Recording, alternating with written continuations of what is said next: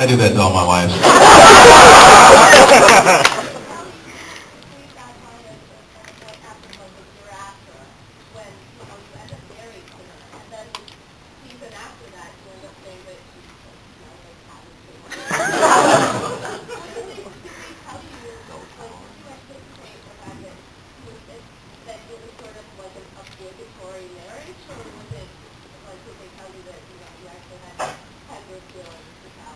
They don't tell us anything. And she smelled like cabbage the entire time. I just thought it was something in our room, but apparently it was her. No, they don't tell us a lot. I didn't see that one coming, because I really thought, like, in life, Nikki and I are big brother, little sister, and I sort of look out for her and take care of her. And on the show, Tyrell and Callie was very much the same way. So for them to suddenly be in a relationship, it was like kissing my mom, you know. Like, peck on the cheek is fine at Christmas, but other than that... yeah, it was weird. I think Tyrell was trying to find a sense of normalcy, and part of that is settling down and getting married, just trying to bring some kind of normal life to the chaos that is the fleet. And that's what people were looking for all the time. They just went, and there's a lot of scenes about that throughout the show, where people were just talking, when can we just get back to normal? And then, you know, this is normal. But just a piece of what used to be. So that, she got pregnant, you know, that kind of stuff. Although we never had sex, so I don't know about that. I must say that the scene where he exposes the cabbage, you know, to the audience and says this is what he really felt, and it was a beautiful, beautiful, beautiful performance that Aaron gave, and both of us together. I was listening, he was doing the whole scene, and we lost it. The cameras didn't roll. Do you remember that? The first take, they decided they didn't roll. Yeah. They didn't turn them on, and it was my best take. It was unprecedented. I mean, I was like, I was crying. It was just incredible. It's just emotional. It's tense. I get to the end, I walk out, and then he's sitting there, and I go, because I'm directing it, and I go, cut! I said, man. And the first AD comes in and goes, should we start rolling? 6 people lost their life that day. Aaron was pissed. Really pissed. And I was worse off than he was, man. I was ready. I said, don't ever, under any circumstance, ever, from the moment I start to work, not shoot. You shoot every rehearsal. You shoot every single second of anybody saying anything that's in front of camera. Don't ever lose a second, because you never know what you're going to do, what's going to happen. So from that moment on, I mean, people were just walking on eggshells. First shot, they go, oh,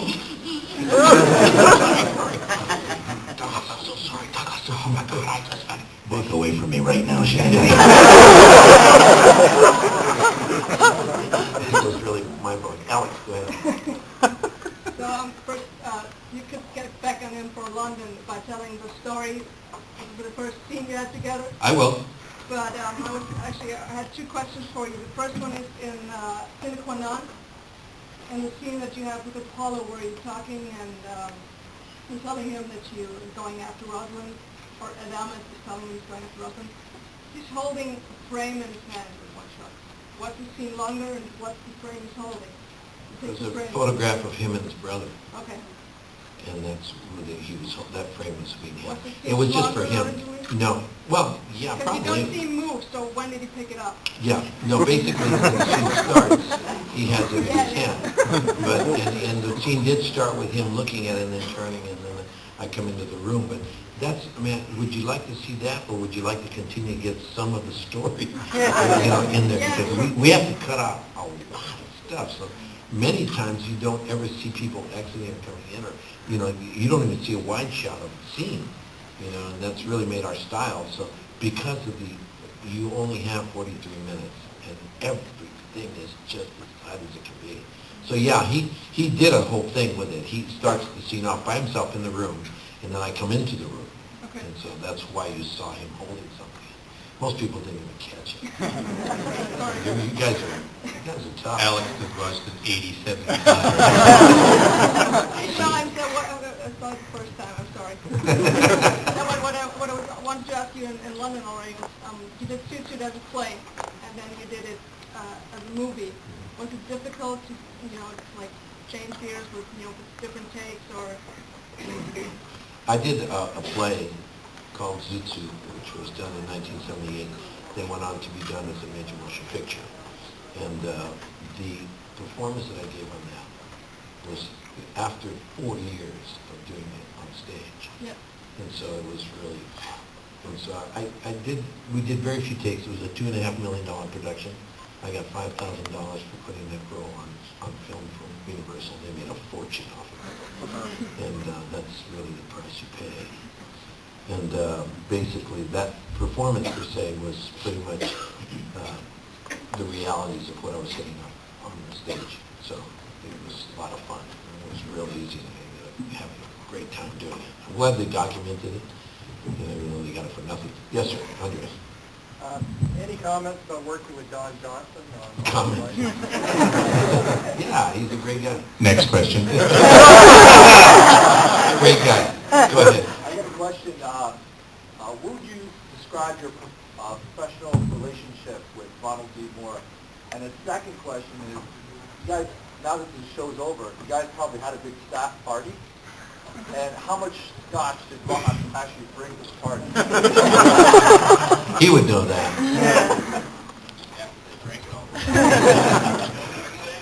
How much scotch did Ron? Well, they threw a big giant party, and there was lots of vodka. I remember that. The very last read-through, I brought a bottle of, what did I bring? Did I bring a bottle of? I think I brought a bottle of Dalwhinnie, and I had. Yeah, because it was in the box. It was either Dalwhinnie or Oban. I think it was Dalwhinnie. That's what I usually bring. And we all drank it at the last read-through, and then I had everybody at the table sign the box and the bottle, and I gave it to Ron. It was the last Battlestar read-through, and gave it to him, and he started crying and had to run to his office. And he's got it now at his bar. Literally, yeah, it was a very emotional time for him. But there's always scotch around on set, either brought by myself, Callis, Ron, David. Well, not so much. David brings tequila. And then you drink it. I drink. Yeah, then you drink it. Eddie brings limes.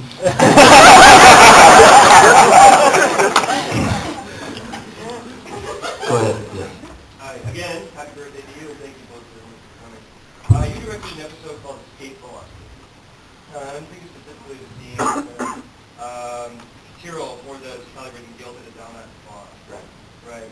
And then yours gets so revolted and with the disrespect that you just demoted by that spot. It'd be hard to imagine even in most other adult cable shows that kind of ripping and taking with a beloved character like that, but still leaving it in a place where fans feel it's exclusive. So is it the science fiction element that is granting you that kind of license, or do you think it's about how psychological? It's Ron Moore. It's Ron Moore. It's definitely, I mean, the whole idea of what you're saying there and asking is about character development, and the unbelievable, arcs that these people are taking and the kind of conflict that he created. He couldn't have given it to a better actor.